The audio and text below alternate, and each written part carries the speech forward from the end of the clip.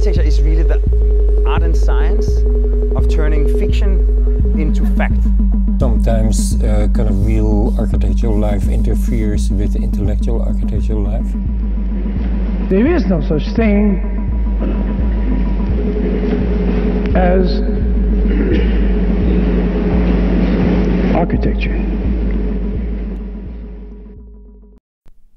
Hello everyone, this is Vikram Prakash and you are listening to Architecture Talk. It's Wednesday, July 8th, 2020, and we are still in the midst of this pandemic called COVID-19. And as a part of it, I am bringing you this series on architecture in the time of coronavirus. I hope you're enjoying the discussions we have been having so far, and if you have any thoughts and suggestions about them, I would love to hear from you. Please don't hesitate to get hold of me. You can find all our contact information at architecturetalk.org. Today I have a returning conversation with my friend Dilip da Cunha, and also joining us in this conversation is his partner Anuradha Mathur. Dilip and Anuradha together practice based out of Philadelphia, and they have an amazing and ingenious conception of what landscape architecture, what an ecological view is and rather should be around their concept of wetness, which is a rewriting of what it means to live in relationship to water on planet Earth. Strongly advise if you're interested to listen to my previous conversation with Dilip, and today we continue that conversation but bring it down home to strategies and thoughts around coronavirus, around teaching in these strange times, and in general about what this means for design and architectural and ecological thinking. I love this conversation and I hope you do too. Here we go.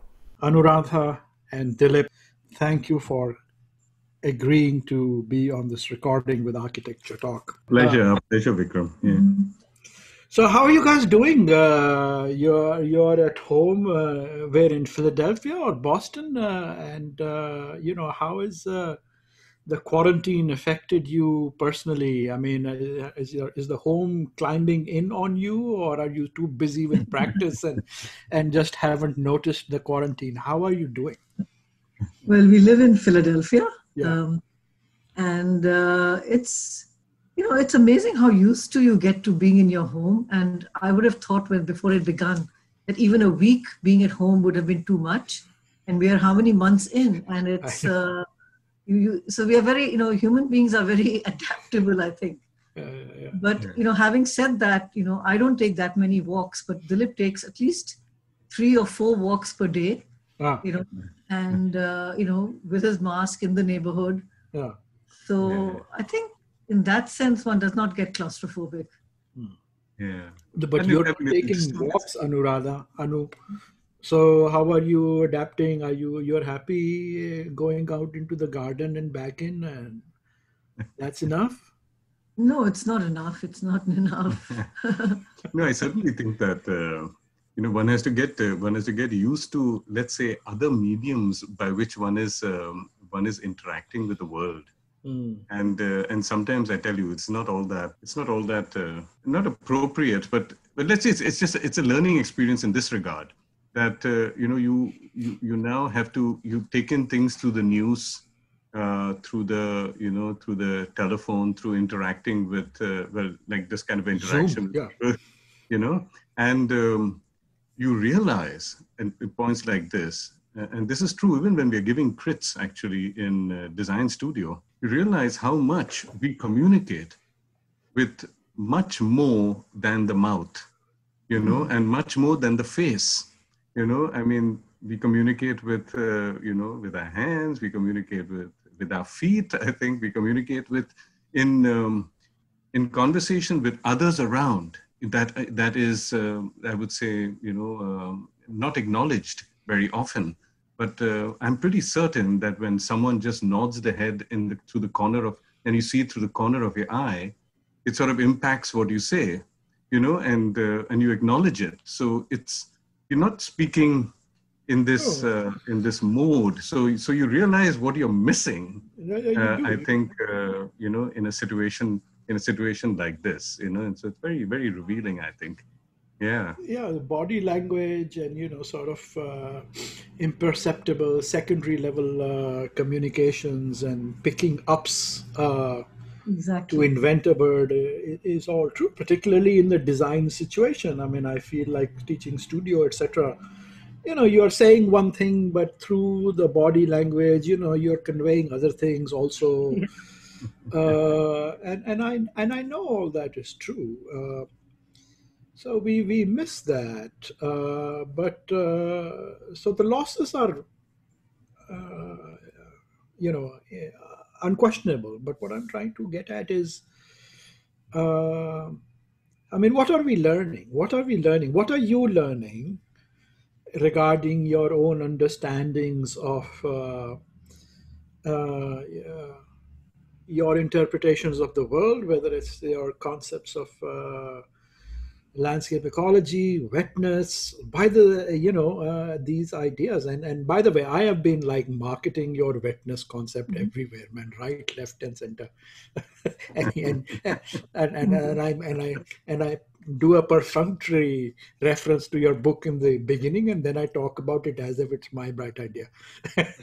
It's just so powerful, so wonderful. Thank you for it. It's a pleasure to hear that, Vikram. It's a pleasure to hear that. No, but I think it's a very good question, because one of the things that we're often sort of at pains to try and communicate to people is that we pay a lot of attention to materiality and the role that the material realm plays in our imagination.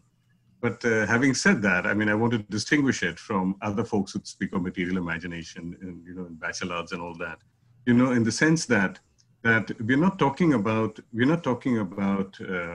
material as, as in something, like substance. We're talking about a kind of immanence and being embedded within, and that appreciation actually of the ubiquity of something makes you think differently, gives you a different sort of imaginative ground, as it were.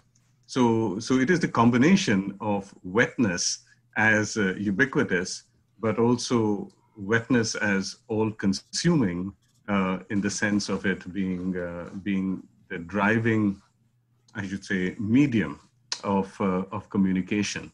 So wetness is everywhere, and wetness is a general condition of being. I mean, if I was a quantum physicist or particle physicist, which, as you know well, I am nothing like that, they would say, well, it's all subatomic particles doing their stuff everywhere all the time. Yeah. And so in that sense, there is good synergy between what they would say and what you are arguing. So what I'm trying to get at is, and now we have this virus, running around in this wetness, and it has produced our spatio-medical response is this social isolation business and sort of a deaggregation of all kinds of economic, intellectual activities, which you are talking about, the losses that we are experiencing in terms of secondary levels of communications technologies. But, let me put it this way. How does social distancing impact wetness thinking? I mean, that's let me step back, if you'll allow me to step back a little. Actually, yeah. I think this is a wonderful time to reflect on what you're asking us to reflect on within a certain context, and the context that I would like to sort of lay out here is that there are two ways of seeing this, sort of crisis that we are in. One is that it is a problem to overcome. I mean, and that is, in some sense, I see it very much in parallel with a flood. just to draw to make Perfect, beautiful, my yes. connection. Yeah. And so flood requires human agency to resolve, and so you either build your levees, or you change the system, or you do all kinds of things to resolve the flood. And that is what we are facing over here. I mean, with coronavirus, you're trying to curb it, you're trying to resolve it, you're finding a solution to it. In terms of you're treatment. building 6 feet wide levees, basically. Yeah. Exactly. So you're constructing your levees. You're building your membranes. Thank you for that. Precisely, actually. So 6 feet wide levees all around. I mean, and what a fantastic image, actually, of, it's not build it yourself levee, but it is almost, suited to oneself, everybody walking around with their own levees. Yeah. I can see the levees all around everyone. Yeah. But if you look at it, if you sort of, this other side, and that is where the field of wetness calls us toward. And that is that we are not looking at flood only, while I understand that we need to in the short term. In the long term, we look at the need to hold wetness as opposed to allowing for flows to continue to flood. So if we had to hold everywhere, we would not see water rise at all in so-called flows. So, and this is, to some extent, I think we've spoken about this before, that if I increase forestation, if I increase the reservoirs, up in the mountains, I do not get as much of an impact downstream, and that kind of approach requires not so much it cannot be said to be a resolution of flood as much as it is a change of paradigm from flowing to holding. Now, I'm looking at the virus in a similar manner. And I think the equivalence would be that that there should be an approach now to increasing our immunity, and in the long term, and not so much in fighting the problem of the virus. And so that kind of a question, I'm not an authority actually and able to answer it, but I would love to see that parallel come up, in this thing. So you had the problem-solving approach, the flood equivalent and the virus equivalent of a solution. And then you have the wetness equivalent or the holding equivalent. And then, and so what is that? I would love to hear more from people who are willing to sort of push that boundary toward immunity, Yeah, I think so. What you're talking about, tends, I think, in the direction of what they are talking about in terms of herd immunity. But I dislike the word immunity there. I think, you probably would agree.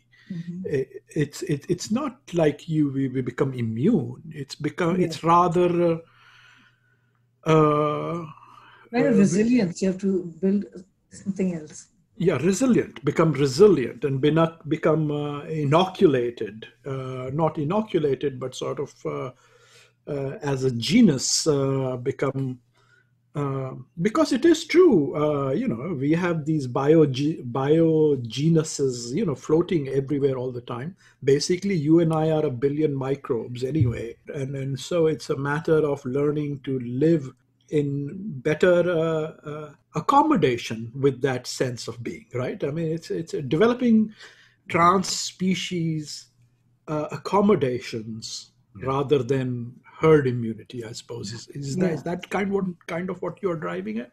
Oh, yes, absolutely. Thank you for that, because I really think it's not about defensive barriers. It's about being open. And so, yes, absolutely. It's that sense of accommodation, and where you are, which is really, I think, what we talk about in wetness. It is more about accommodating wetness rather than sort of containing it somewhere. Abdul Malik Simone, he is a fantastic urban theorist. And he talks about many things, but one of the things that he talks about is, trying to, let me describe to you this, he's trying to discover what he says, quote, incipient formations of new cities and urban regions in the intricate relational meshes of how things get done. a city, a region that is more inclusive, which maximizes the resourcefulness of the inhabitants, that suggests new ways for institutions to concretely connect with their constituents. So basically, he looks at, Jakarta mostly, but he's worked in Delhi and Mumbai also with the Hyderabad Urban Lab, and I know in Northern Africa, in Chicago. And he's talking about a untheorized and undescribed way of inhabiting urban space in what we would call accommodating ways of living in the city, which, I think you both like me would immediately feel a certain recognition with. It's like moving on the Indian trains, now second class in the old days we used to travel. Yeah. There's a certain accommodation, and it's a sort of a spatial practice, a social spatial practice, which is certainly well beyond our public versus private kind of divisions over here in the West, but even beyond sort of simple hybridizations like sidewalks. It talks about a certain society, and I think that is resonant with the kind of thinking that you are describing, which is, go ahead. I was just thinking, I'm glad the way you described his work, because people would very quickly take it into the formal and the informal. Mm-hmm. And I think that's a very different, you get into another kind of polarity, another kind of, levy in between that. Right. What you said, accommodation, is something which Dilip and I have been talking a lot about recently, as to the starting point, which begins with separation, with the line you separate. Like architecture has to begin with separation, the inside, outside, the way we look at it, versus what we were, instead of accommodation, we were using the word negotiation. Yeah, I see. Negotiation. And negotiation, not in terms of arbitration, but negotiating your way all the time. You're sort of, accommodating and negotiating would sort of be complementary terms in that sense. Yes. Give me an example of how you are, or would like to see negotiation as the modality of social interaction in the time of coronavirus. How should we be doing it versus our masks and 6 feet? It's hard to say in the conditions we are in right now, actually, to operate in this manner, and that is why this is something that we have to sort of set up in the longer term. But this sort of relates to the beginning, to our conversation at the start. When we spoke about how we communicate, and that we communicate to the corner of our eye, and we communicate with our legs, and we communicate. I mean, to me, this is all part of that accommodating world. That the computer does not allow. So the most we can do in a situation like this, we can do, and I was telling Anu this, that, it'll be a studio in the fall. I said, why don't we have, instead of working through this medium, why don't we have students, come home one at a time, maybe, and at a distance, we are, there is more of a, we allow, something beyond the sort of computer world, so it is, I don't want to just simply cut off to something to computer, but I would say that the first thing that comes in the way, I would think, is this medium that we are operating through, and we have to find ways around it, to sort of at least begin. And I don't want to suggest actually that's the normal, but I want to suggest actually that it will allow for the material realm to begin to, or let's say, to keep expressing itself, and that we have to maintain that,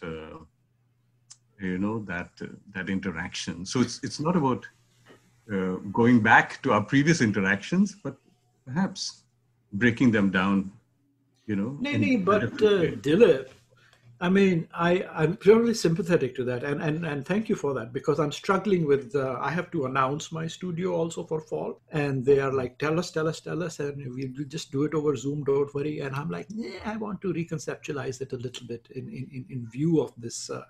So thank you let's have a little conversation about that.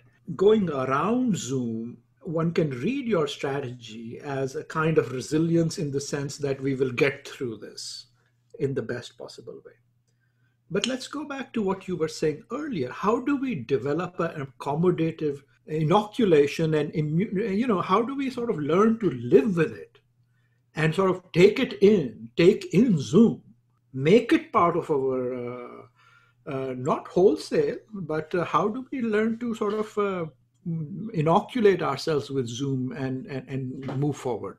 What's, rather than go around it. Going around it seems to suggest, once again, I'm going to put on my mask and try and go this way.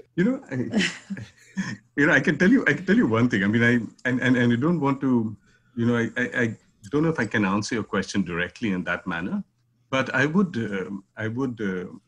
guess what I'm doing at this moment is using this time in my interaction with students, and others, to reflect on the possibility actually of not returning to a situation of the past, but of laying a ground for a new kind of future.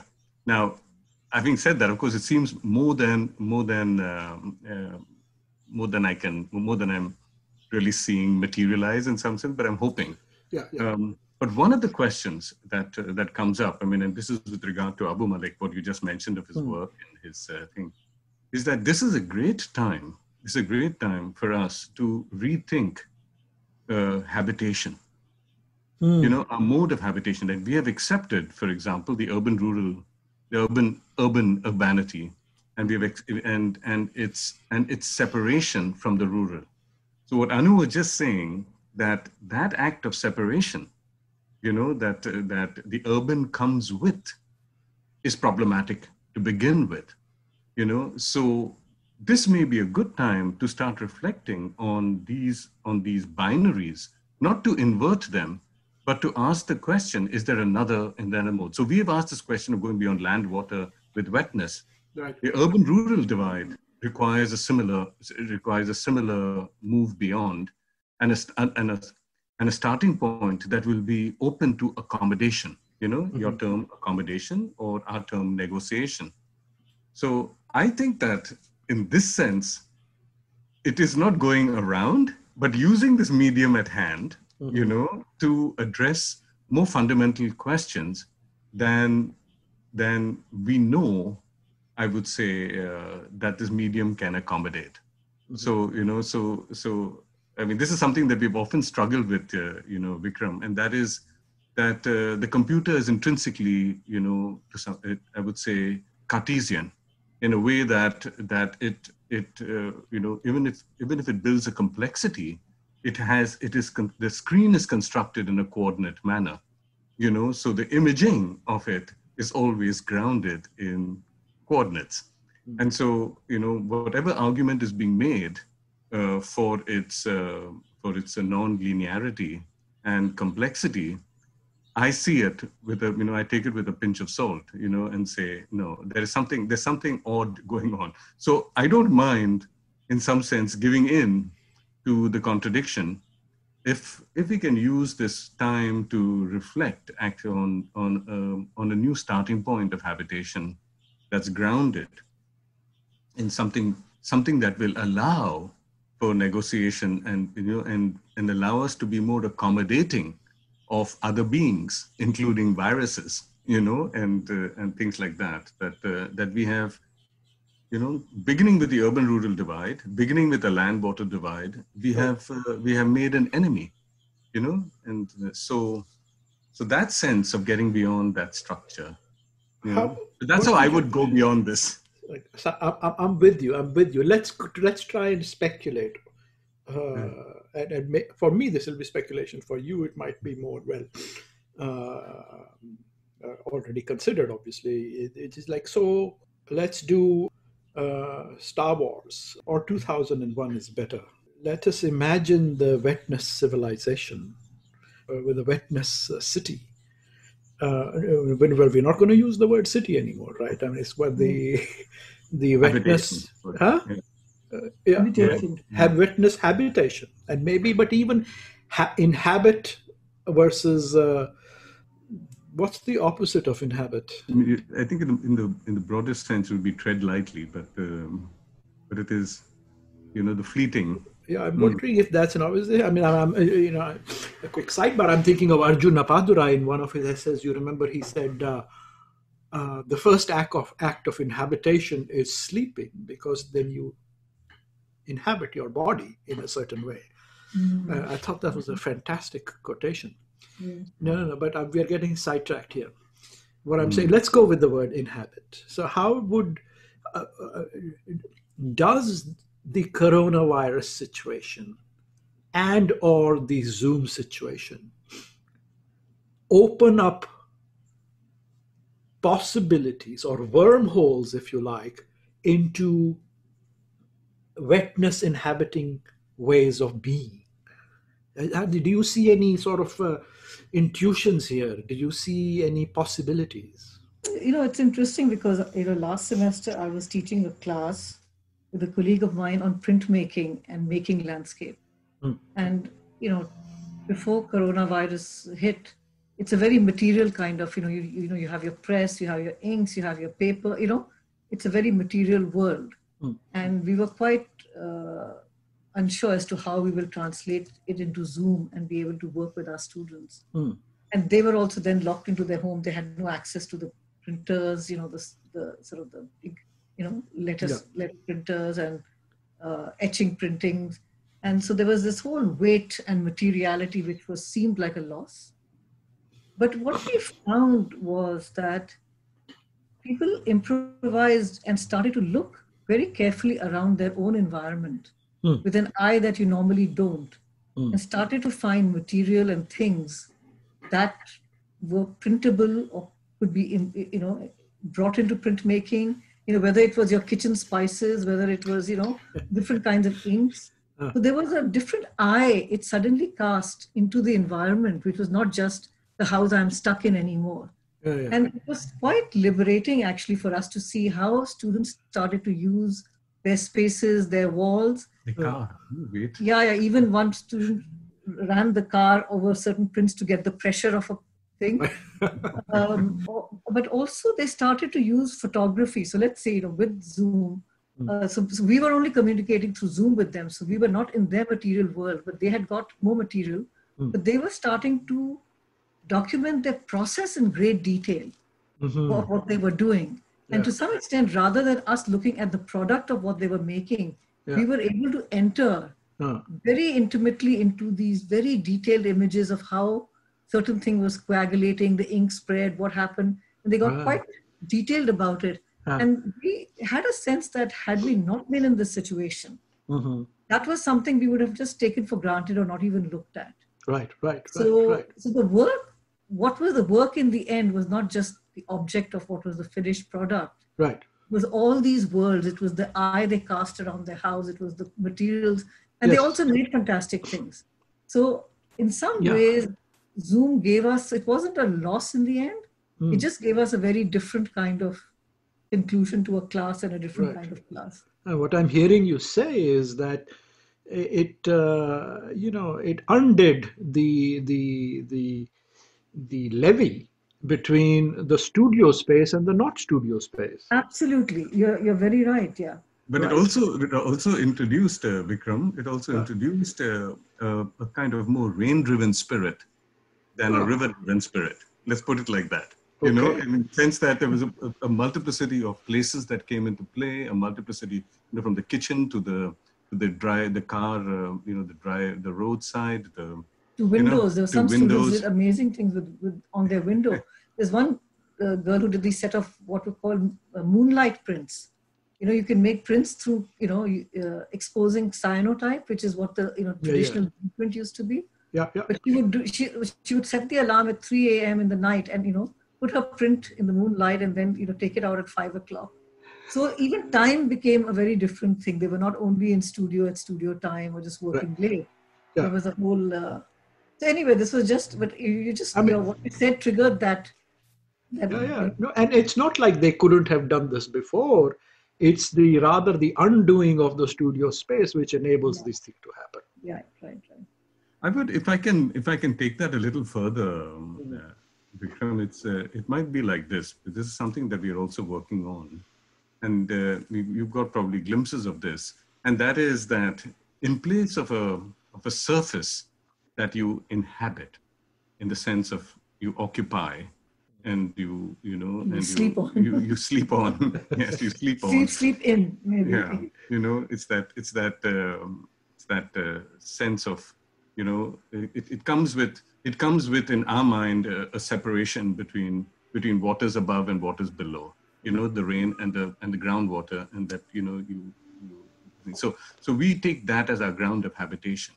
And I would think that our studios, in the equivalent of the studio space, in some sense, is this. If I had to draw a parallel between that and this, it's on one side. The other side, this multiplicity of places that open up, the undoing, the thing that happens more in a zone between clouds and aquifers, where there's no surface anymore. It's between clouds and aquifers. So if I had to draw a parallel, here with a rain-driven imagination that has to come into play, that might be what we are witnessing actually as this, as the Zoom world, if you will. But the thing is, maybe witnessing is the wrong operative metaphor there, because of the I-centric universe, as you said in your wonderful lecture, forces these divisions. And we are maybe not witnessing it, and maybe we are just experiencing it at a sort of. It's more inside us, and it's more around us than us looking at. Right. One of the reasons we like using it, actually, is only because we've often been intrigued by the distinction between the void as a space of creation. Where things come into being, as it were, out of nothing. And that sensibility is very much what underlies our civilizational world, if you will. And then on the other hand, you have the fullness of things that are so filling, if you will, that you have to distinguish.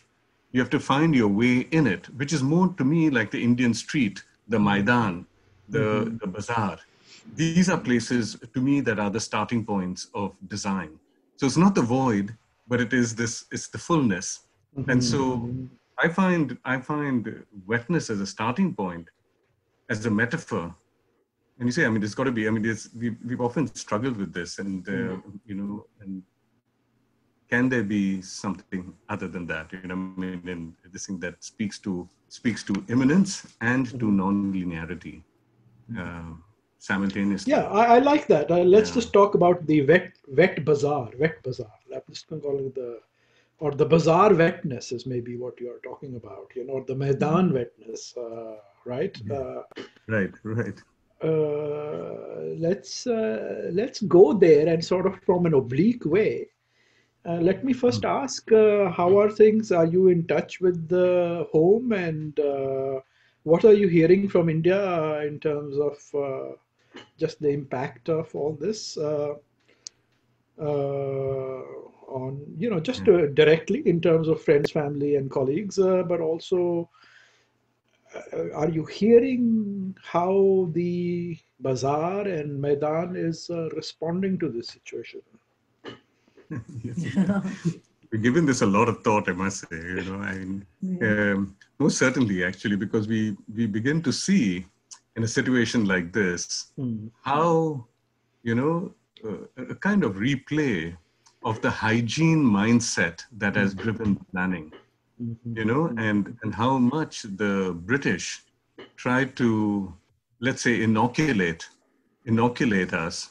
Well, they were phobic. Modernism tried to inoculate everything. Yeah. Anyway, but go on. Yes. Yeah. Yeah. But inoculate us with parks and with civilizational sensibilities and so on. Right. And here we have the Maidan that is still surviving. We still have the bazaar. We still have. They're going nowhere. They are there and they stay there. And I tell you that I find most intriguing. If there is anything that defies eradication, however much you try, it is these kind of grounds. And it goes back to what Anu was saying. You can't just reduce it to the informal.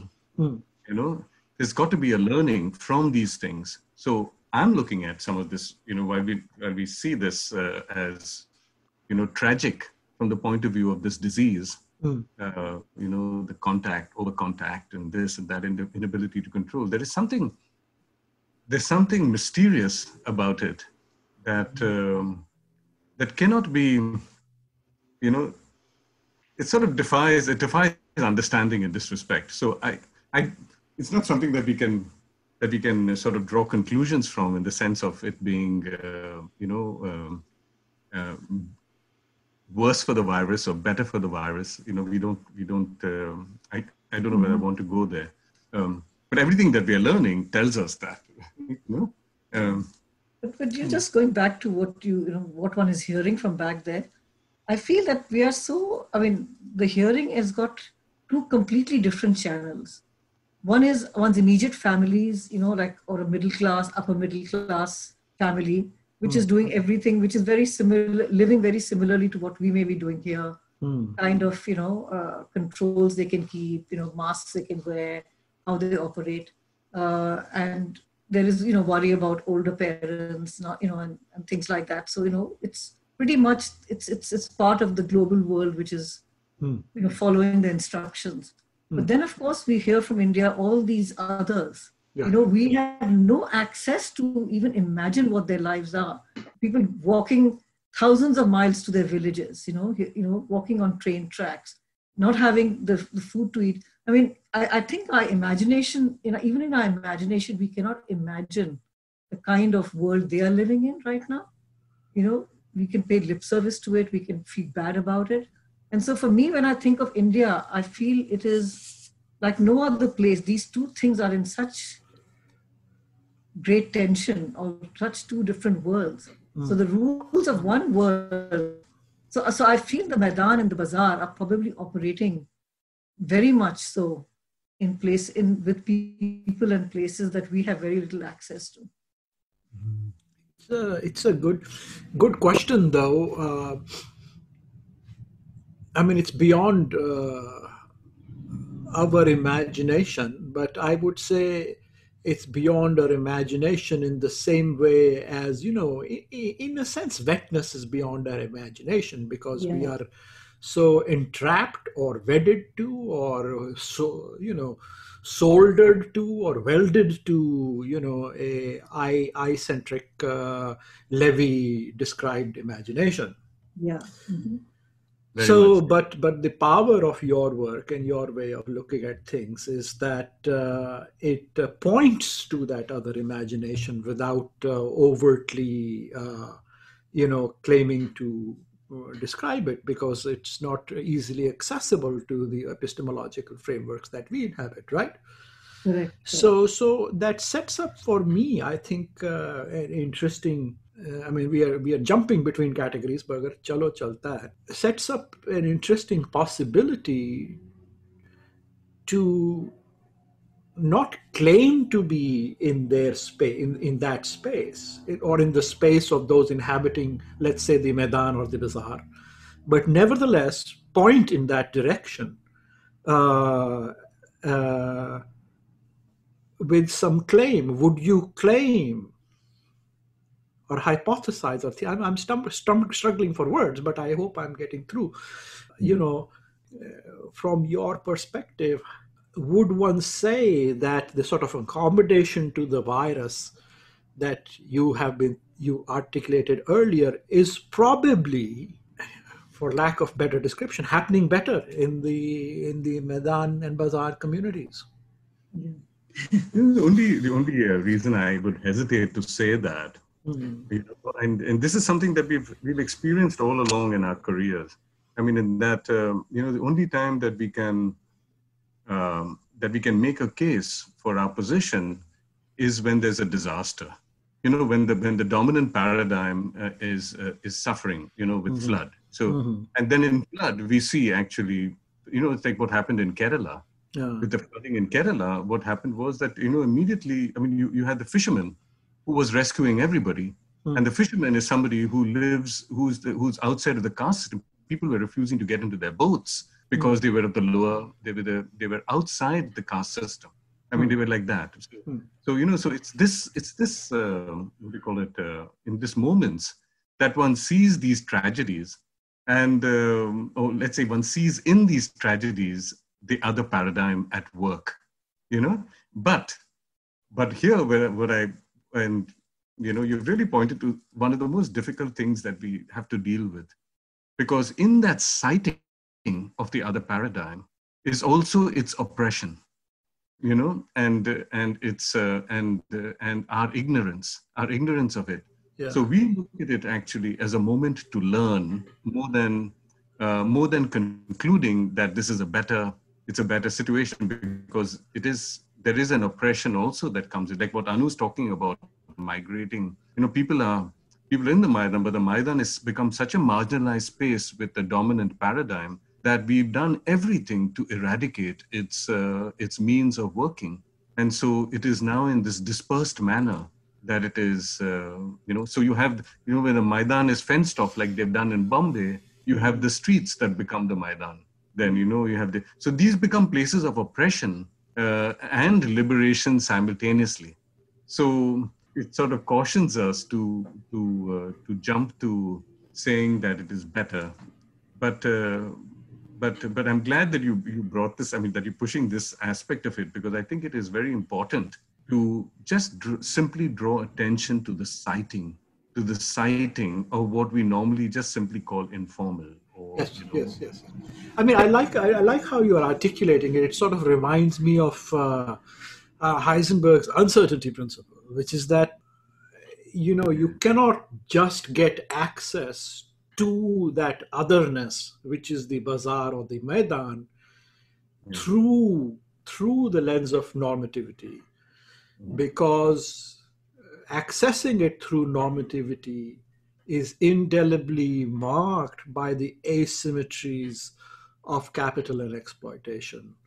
And therefore, the other that's available through that is marked by that asymmetry in a way that you cannot separate it, other than through a lens of romanticization, which therefore is already hierarchical and binary. That would be my shorthand. I'm not sure. Which is very relevant to even the most immediate situation on hand, with all the protests with the Black Lives Matter. It's a very similar kind of asymmetry that we are talking about. Yes. Please go on, Anuradha. And what do you mean by that? Do you?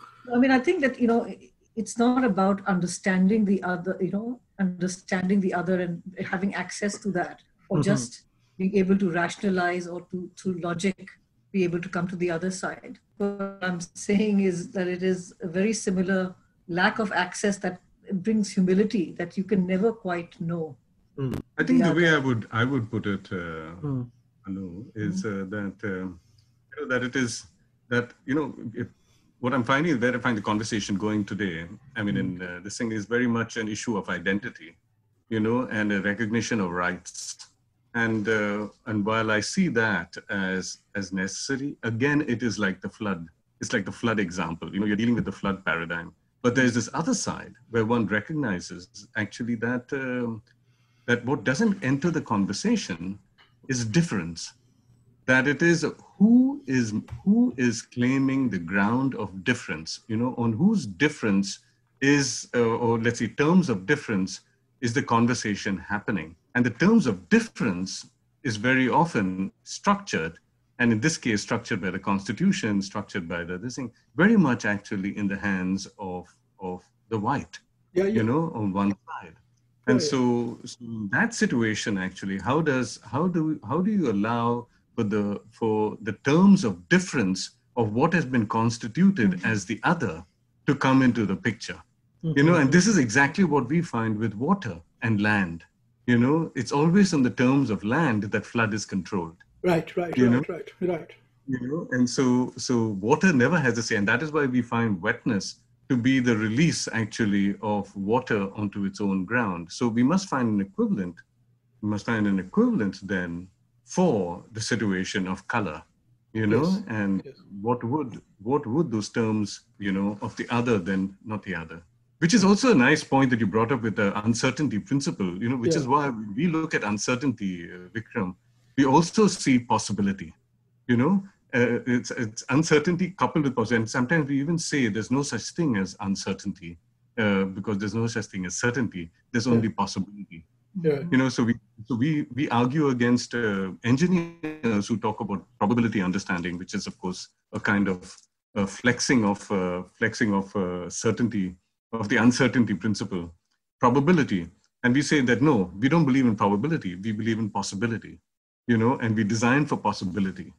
Now that is easier said than done, but Yeah, this yeah. is But I like it. I mean, probability and possibility are perhaps a sleight of hand cousins of each other, who variously negotiating and accommodating with each other.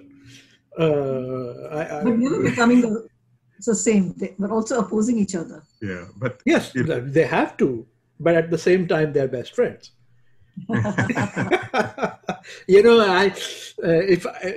As a lovers quarrel, it's like Robert Frost put it, right? I mean, and if an epitaph was to be my story, I would have written of me on my tomb, I had a lovers quarrel with the world. So they're like probability and possibility, I see as quarreling lovers versus certainty. You're right. I mean, in to some extent, certainty never allowed for possibility, but probability does. In a sense that it's like uncertainty coming off its pedestal, or certainty coming off its pedestal. Yeah, probability, and its argument with possibility is something that we are fascinated by. Particularly. I mean, in that sense, wetness is also a placeholder term, I would argue. It's a placeholder term because it seeks to deconstruct the opposition between land and water. But it must necessarily still recognize that it comes or still continues to inhabit the epistemic framing of land-controlled worldviews. So it is placed up there like probability and possibility, next to each other. All sort of bracketed terms, indicating and pointing at something rather than actually marking them. Yes. Yeah. Which is why we like to say, actually, I mean, that if one, I mean, and this may be elevating one of the lovers, but that we see possibility underlying probability. And so we see wetness underlying the land water. So like you say, it's always there, but it underlies. So we see the informal, what people just, what we call it,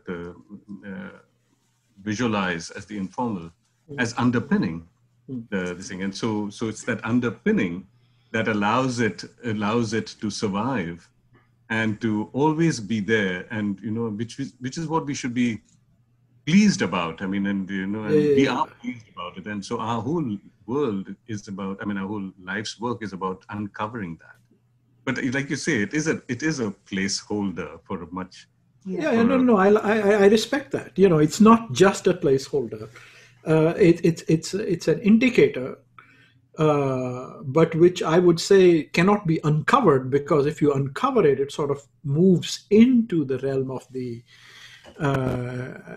epistemic hegemonic, or rather it has to be indicated as the what is your word, underpinning, or the other word for is subtending. It subtends the world. I mean, I would connect it to Derrida's grammatology as the sort of the text as that which underpins the possibility of language, which is to make precise meaning, whereas grammatology or the sort of function of language is error making and miscoding.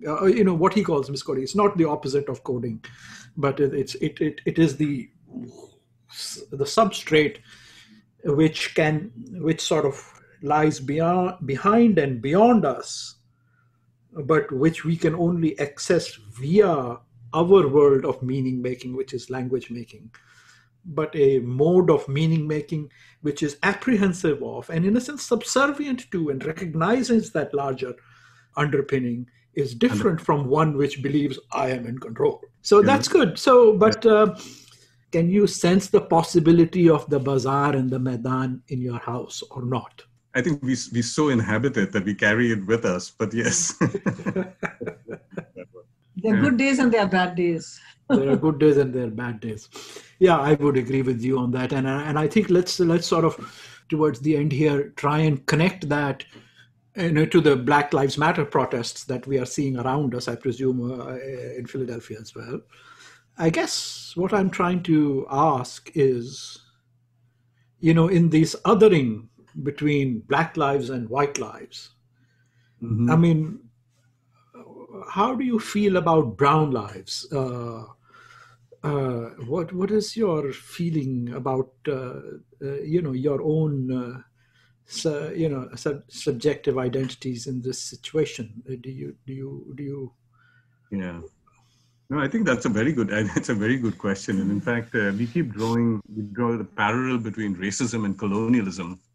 And I feel that there is a certain inadequacy in that. But if I had to just play out the parallel in it, I think that there is a lot that is demanded in terms of changing the system. I mean, to me, what it calls for is nothing less than changing the Constitution. And reworking the Constitution with a different population in play. And I think I would say the same thing with the colonial state like India. And they are operating still in a very colonial environment. They're operating with the same language of colonialism. And I would think. Are you talking about the Central Vista project?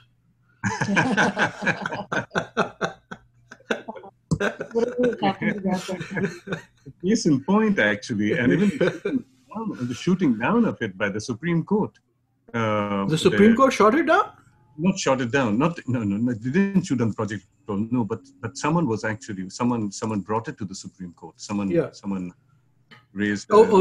They dismissed it, right? Yeah. They just said, Correct. They dismissed the objection. Now that is colonial squared. Yeah, colonialism 2.0 or 2 point squared. Yeah. So yes, I would think that there is a lot actually between the black and the brown that requires, and here again, Vikram, I would go even further, and this is really about land and water. This is about urban and rural. This is about, so, there seems to be the methodology of our world that is driven by the act of separation. And we need to rethink this fundamentally. And this is where we as designers, I believe, can set the tone for challenging this separation. So we want to question why architecture separates inside and outside. And that is why the hut has never qualified, because a hut is made by people who never separate inside outside. So they talk about architecture and landscape, or talk about, this versus that. There is this sense of practices that are continuously emerging and working a situation of, let's say, for lack of a better term, wetness, And so I think that I would expand the black and the brown to our animals, to our, to water, there's a whole host of things that come out of separation that we need to revise. I wouldn't say revise, but we need to rework from the ground up in an alternate paradigm. And this is where I feel that, and this is just my bias, India has so much to provide the world, with this alternate paradigm. And that is why we are so focused on the monsoon world and India. I think because India is intrinsically, I would think, this realm of wetness and has the potential to overcome this language of separation. with negotiation that we continuously see in the Maidan that refuses to die, that refuses to die. So there must be something there that India can give the world today, and so we are after that sort of grounding and another kind of ground, I would say. Yeah, I know, I would agree. I mean, that's an interesting proposition because just now we are witnessing, this sort of levee building around blackness, so to speak, in this country. Even if it's in an affirmative way to sort of point out the constitutive violence that has done and therefore to try and undo it. But at the same time, in the long run, it has to work towards we have to all work towards here and internationally and towards not a singularity of human beings and singular subjects, but towards a kind of a wetness reading of humanness or transspeciesness. I wonder what the wetness equivalent term for that is, or wet post-humanism or something. We get the point. Yes, I think you make it. Bizarreness of humanism, right. Which is both to be known and learned and exchanged across civilizations. But anyway, it's been a fantastic conversation, Anu, Dilip. Always so nice to talk to you. I'm glad to see that you look healthy and look like you are most days doing well enough, ups and downs. We all have this. It's a challenging time. Thank you so very much for taking time and being on this show with me. Yeah, our pleasure, Vikram. Wonderful seeing you. Yeah. Thank you. Thank you so much. Thank you for listening to Architecture Talk. This is your producer, Amelia Jarvinen. We hope you enjoyed the conversation, and if you did, please subscribe and rate us on iTunes or Spotify. We would also love to hear from you if you have any suggestions on new topics or guests. You can always reach out to us on our website, Facebook, or Instagram. Thanks again, and until next time, this is Architecture Talk.